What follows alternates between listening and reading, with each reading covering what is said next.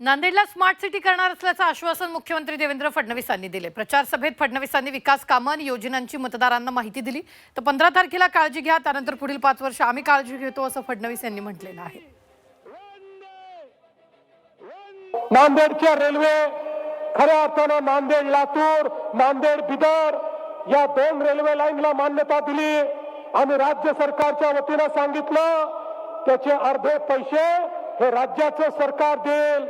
आणि मी आपल्याला आश्वस्त करतो कुठल्याही परिस्थितीमध्ये हे काम देखील आम्ही पूर्ण करून दाखवू।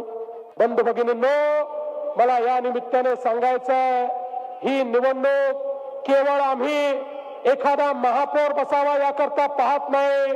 आम्हाला दिसतंय ते नांदेड शहर जे खऱ्या अर्थानं मराठवाड्याचं प्रमुख शहर बनलेलं आहे